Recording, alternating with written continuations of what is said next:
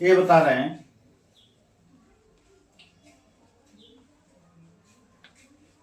जाति धर्म। अब जाति धर्म क्या सब कर दिए हैं, जाति धर्म को ऐसा बना दिए हैं जिसे आपस में बाउंडर हो, मतलब बाउंडर ऐसा हो जिससे इस विषय पे रोज राजनीति होती है, डेली राजनीति होती है। इसी राजनीति के चलते लोगों को अंदर भावनाएं भर दी जाती है कि तुम इस मजहब के हो, तुम इस धर्म के हो, तुम इस जाति के हो। जबकि सत्य यही है, सनातन और वैदिक धर्म में कोई जाति नहीं है।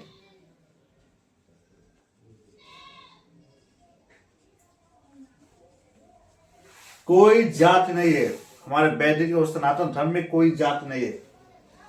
सिर्फ कर्म के आधार पर ही उनको वर्ग में रखा गया है। वर्ग क्या है? ब्राह्मण, क्षत्रिय, वैश्य, शूद्र। ये जात नहीं है, ये वर्ग व्यवस्था है। इसी वर्ग व्यवस्था के लेकर राजनीति हो रही है कि तुम क्षुद्र हो, तुमको क्षुद्र माना गया है। सत्य क्या है कि एक हमारे मित्र भी मिले थे, आज गांव में चर्चा हो रही थी, बहुत अच्छी चीजें उन्होंने बताई, हमको बहुत अच्छा लगा। उन्होंने यही बातें बताई हमको, मैंने कहा ये सत्य है, यही बात है। क्योंकि ब्राह्मण एक इंसान का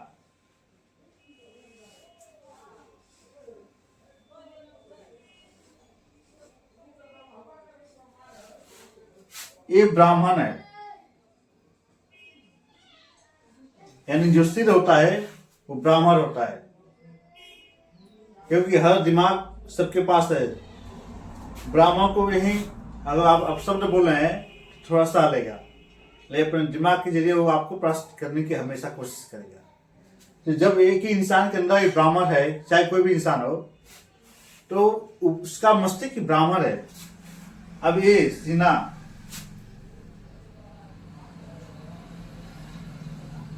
क्षत्रिय, उदर, वैश्य, जो पैर होता है शूद्र होता है। तो एक जिसे यहां मैंने बताया कि कोई जाति नहीं होती है। हमारे वैदिक में, सनातन में कहीं जाति वर्ग व्यवस्था नहीं, सिर्फ वर्ग व्यवस्था है, जाति व्यवस्था नहीं। हम कर्म के आधार पर ही अपना वर अपने आप ही चुनते हैं।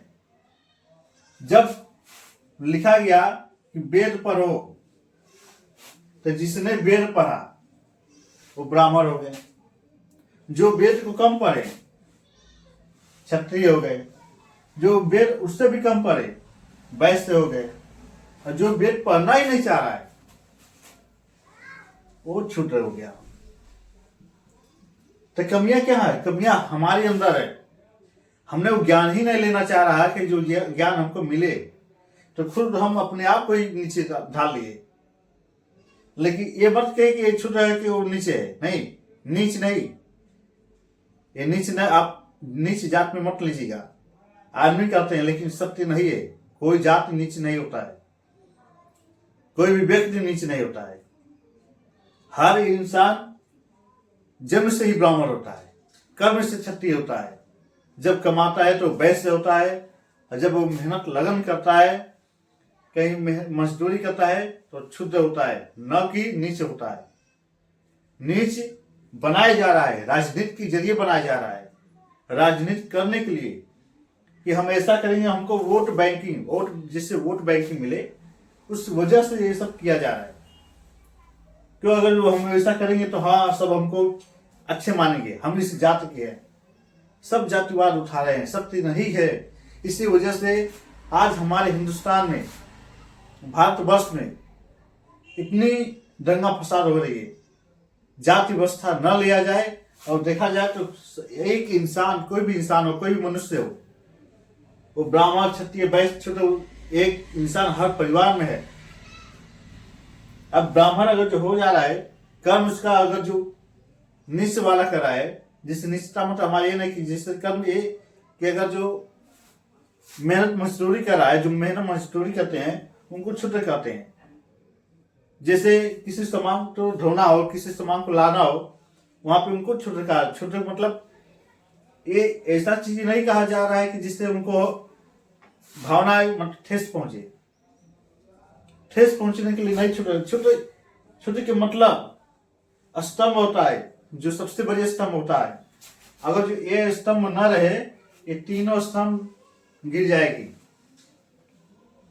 यही स्तंभ ऐसा होता है कि इनको यानी वैश्य, क्षत्रिय, ब्राह्मण तीनों को अपने जरिए थामे रखता है। इसलिए सबसे अच्छे कार्य तो क्षुद्र करते हैं, उनसे थोड़ा पढ़ा लिखा काम वैश्य करते हैं, इनसे थोड़ा पढ़ा लिखा और मेहनत का काम क्षत्रिय करते हैं, और इनसे जब ज्यादा पढ़ लिख लेता आदमी है तो ब्राह्मण हो जाता है।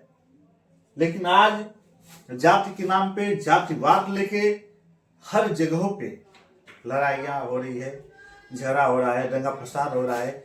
मतलब जैसे कि आज के बाद कोई रहेगा ही नहीं, ऐसा किया जा रहा है। सत्य ये नहीं है। सत्य को आप पहचानिए, आप सभी पहचानिए, सत्य को समझिए, सत्य के विषय में ज्ञान लीजिए वेदों से। जो हमारे वेद है, पुराने वेद से लीजिए, क्योंकि जब भी आप वेद उठाएंगे, आप पहला चीज क्या, वेद में क्या है, संस्कृति।